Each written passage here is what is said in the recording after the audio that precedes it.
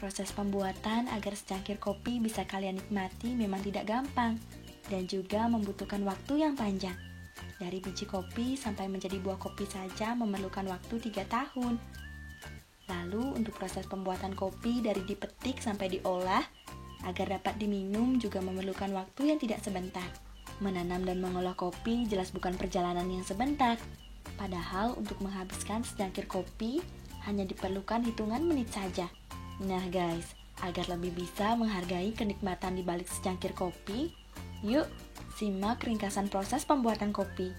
Sebelum itu jangan lupa subscribe, like, komen, dan share ya guys, agar kalian tidak ketinggalan info-info menarik dan menambah wawasan kalian.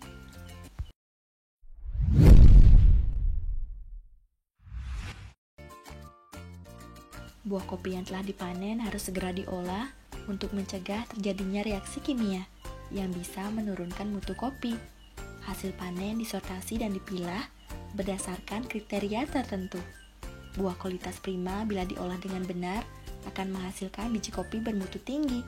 Proses pengolahan kopi dari hulu ke hilir menentukan cita rasa dan nilai jual. Proses pengolahan hulu atau yang biasa disebut dengan pengolahan primer merupakan suatu proses pengolahan buah kopi menjadi biji kopi kering dengan kadar air 12-13%. Pengolahan primer atau pengolahan hulu dapat dilakukan dengan 2 metode, yaitu metode basah dan metode kering. Metode kering dilakukan dengan mengeringkan buah kopi sampai kadar air mencapai 12-13%. Selanjutnya baru dikupas kulitnya. Sedangkan metode basah dilakukan dengan pengupasan kulit buah kopi terlebih dahulu, baru selanjutnya dicuci dan dikeringkan sampai kadar air 12-13%. Nah, ini dia nih guys, tahapan pengolahan buah kopi menjadi biji kopi kering. Tahap yang pertama adalah panen. Pemanenan buah kopi dilakukan secara manual dengan cara memetik buah yang telah masak. Ukuran kemasakan buah ditandai dengan perubahan warna kulit buah. Kulit buah berwarna hijau tua ketika masih muda, kuning ketika setengah masak, merah saat masak penuh, dan kehitaman saat terlampau masak penuh. Tahap yang kedua adalah sortasi buah.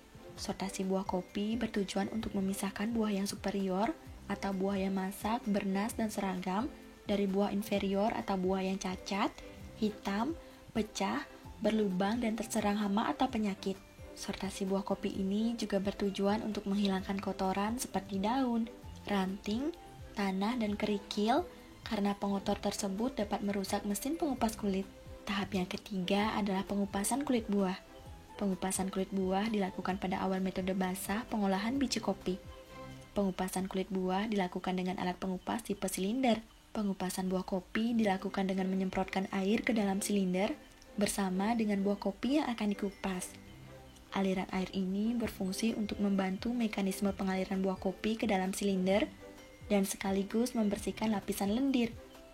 Selain itu, air juga berfungsi untuk mengurangi tekanan geseran silinder terhadap buah kopi sehingga kulit tanduknya tidak pecah.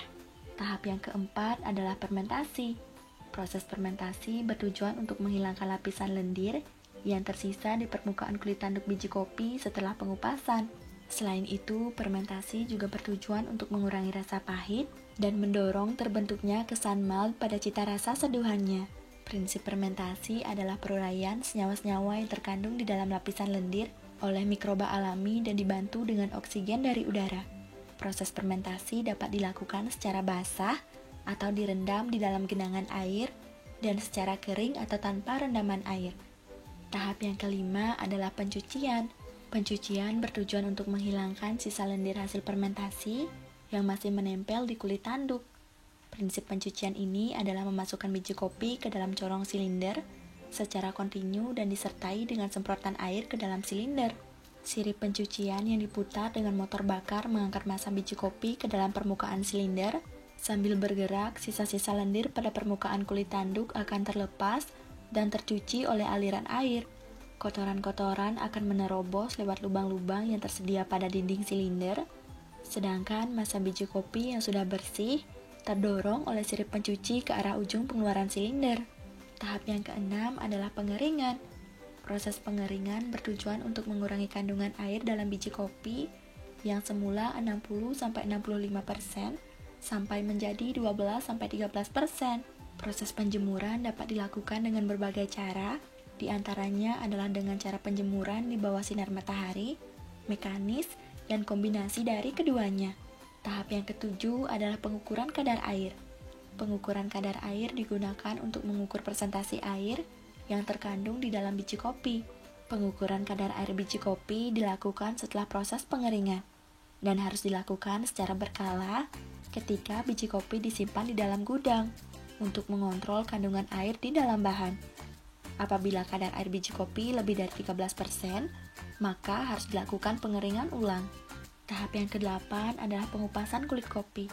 Pengupasan kulit kopi bertujuan untuk memisahkan biji kopi dengan kulit tanduk. Biji kopi yang telah dikupas disebut kopi beras, guys. Nah, setelah proses pengolahan hulu, sekarang kita ke proses pengolahan hilir. Proses pengolahan hilir atau yang biasa disebut pengolahan sekunder merupakan suatu proses pengolahan biji kopi kering menjadi kopi bubuk atau kopi instan. Pengolahan hilir kopi bubuk terbagi menjadi beberapa tahapan, guys. Apa saja? Yuk cari tahu. Tahap yang pertama adalah penyangraian. Penyangraian merupakan suatu proses yang penting pada pembuatan kopi bubuk. Penyangraian bertujuan untuk menurunkan kadar air biji sampai di bawah 4% dan bertujuan untuk membentuk aroma dan cita rasa khas kopi. Proses penyangraian dapat menyebabkan perubahan fisik dan kimiawi, yaitu penguapan air dari dalam biji, penguapan senyawa volatil, serta proses pirolisis atau pencoklatan biji. Tahap yang kedua adalah pendinginan atau tempering. Pendinginan bertujuan untuk menurunkan suhu biji kopi setelah proses penyangraian.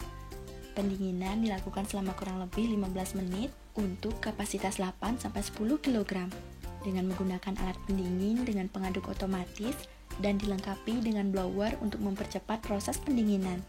Tahap yang ketiga adalah penghalusan atau pembubukan biji kopi sangrai. Proses penghalusan biji kopi dilakukan dengan alat penghalus sampai diperoleh kopi bubuk dengan ukuran partikel tertentu. Ukuran partikel kopi bubuk ini sudah dapat diatur pada alat penghalus. Butiran bubuk kopi mempunyai luas penampang yang besar sehingga senyawa pembentuk cita rasa mudah larut ke dalam air panas. Tahap yang terakhir adalah pengemasan. Pengemasan bertujuan untuk mempertahankan aroma dan cita rasa kopi bubuk yang akan didistribusikan. Beberapa faktor yang dapat berpengaruh terhadap keawetan kopi bubuk selama dikemas adalah kondisi penyimpanan, tingkat sangrai, kadar air kopi bubuk, kehalusan bubuk, dan kandungan oksigen di dalam kemasan. Kemasan yang mengandung terlalu banyak oksigen dapat menyebabkan aroma dan cita rasa kopi berkurang karena proses oksidasi. Sedangkan kandungan air yang terlalu banyak di dalam kemasan akan dapat menghidrolisa senyawa kimia yang ada di dalam kopi bubuk dan menyebabkan bau apek. Sekarang ada semakin banyak alasan bagi kita untuk jajan kopi kekinian. Pasalnya tidak hanya untuk menahan kantuk, minum kopi memiliki manfaat lain seperti menurunkan risiko sakit jantung hingga stroke. Namun ingat, kopi yang dimaksud di sini adalah kopi hitam tanpa tambahan seperti krim atau gula. Memang tambahan kedua bahan tersebut tidak serta-merta menghilangkan manfaat kopi. Kalian tentu sudah familiar dengan dampak kesehatan yang bisa timbul dari terlalu banyak mengkonsumsi gula maupun lemak yang terdapat di dalam krim.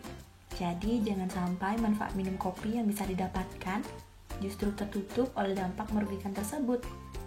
Apa aja sih manfaat minum kopi untuk kesehatan? Jadi penasaran? Cari tahu yuk guys! Manfaatnya yang pertama adalah mengandung banyak mineral dan vitamin. Kopi tidak hanya mengandung kafein, berbagai mineral dan vitamin ternyata juga bisa kita dapatkan dari minuman ini. Dalam satu gelas kopi juga terkandung vitamin B2, vitamin B5, mangan, kalium, dan magnesium. Manfaat yang kedua adalah membakar lemak di tubuh. Kafein disebut dapat membantu meningkatkan metabolisme tubuh, termasuk dalam pembakaran lemak. Namun, manfaat minum kopi yang satu ini disebut akan kurang terlihat pada orang yang sudah punya kebiasaan minum kopi sejak lama. Manfaat yang ketiga adalah meningkatkan stamina. Kafein dapat membantu memecah lemak yang ada di tubuh dan membuatnya digunakan untuk tenaga, sehingga tidak ada salahnya minum kopi hitam 1,5 jam sebelum berolahraga. Manfaat yang selanjutnya adalah meningkatkan fungsi otak. Saat minum kopi, kafein yang kita minum akan masuk ke dalam darah, lalu berjalan ke otak. Di sana, kafein akan mengaktifkan saraf, serta hormon-hormon yang bisa meningkatkan berbagai fungsi otak, seperti daya ingat, suasana hati, hingga fungsi mental secara umum. Manfaat yang kelima adalah menambah energi. Kafein adalah stimulan yang bisa membuat tubuh terasa lebih segar dan lebih berenergi. Bahkan, kafein adalah bahan psikoaktif yang paling banyak digunakan di dunia. Dewasa ini, variasi minum kopi semakin beragam. Tak hanya dicampur dengan susu saja, ada juga kopi yang ditambahkan sirup, ram, bahkan biskuit. Nah guys, jika kalian termasuk pecinta kopi murni, kalian pasti lebih memilih menikmati kopi hitam dibandingkan meminum kopi dengan variasi modern tersebut. Meskipun sudah banyak variasi minuman kopi, tetapi kopi hitam tetap dicinta oleh penikmat kopi. Ada yang suka minum kopi pahit, ada juga yang menyukai kopi hitam dengan tambahan gula. Nih guys, aku kasih tahu ya beberapa merek kopi yang terkenal di Indonesia. Biar kalian gak bingung mau beli kopi yang mana pas lagi mau minum kopi. Merek kopi yang sudah dipasarkan di Indonesia sejak puluhan tahun ini tetap konsisten menyajikan kopi hitam nikmat dengan aroma yang menggoda. Kapal Api menyediakan kopi hitam pahit, dan ada juga varian special mix yang sudah dikombinasikan dengan gula. Kalian bebas memilih ingin menikmati kopi hitam pahit atau yang sudah ditakar dengan gula. Merek yang kedua ada Nescafe Classic. Nescafe dikenal dengan produk kopinya yang dikombinasikan dengan susu atau creamer. Namun kalian tahu nggak sih bahwa Nescafe juga memproduksi kopi hitam? Bahkan kopi hitam yang diproduksi Nescafe ini berasal dari kopi Robusta murni dari petani-petani di Lampung. Merek yang selanjutnya ada kopi ABC. Sebagai merek kopi yang cukup banyak mengeluarkan produk variasi kopi, tentu saja kopi ABC juga menyediakan kopi hitam instan yang siap diseduh kapan dan dimanapun. Kopi ABC Pure merupakan kopi hitam yang dibuat dari biji kopi berkualitas dengan rasa dan aroma yang kuat. Merek yang keempat ada Singa Coffee. Dikenal dengan nama kopi Singa, merek kopi hitam yang satu ini cukup populer. Bagi penyuka kopi dengan rasa yang klasik, Singa Coffee ini bisa menjadi pilihan yang tepat. Merek kopi yang kelima ada Top Coffee. Dengan slogan kopinya orang Indonesia, Top Coffee memang konsisten dengan menyajikan kopi hitam dengan cita rasa yang friendly dengan lidah masyarakat Indonesia. Kopi yang diproduksi oleh Wingsfood ini memadukan kopi Robusta dan Arabica menjadi satu minuman kopi yang nikmat dengan harga yang terjangkau. Nah guys, itu dia beberapa merek kopi yang terkenal di Indonesia dan masih ada banyak lagi. Sampai di sini dulu ya guys video kita kali ini. Jangan lupa untuk terus tonton video di channel YouTube ini agar menambah wawasan kalian, dan sampai jumpa di video berikutnya. Bye.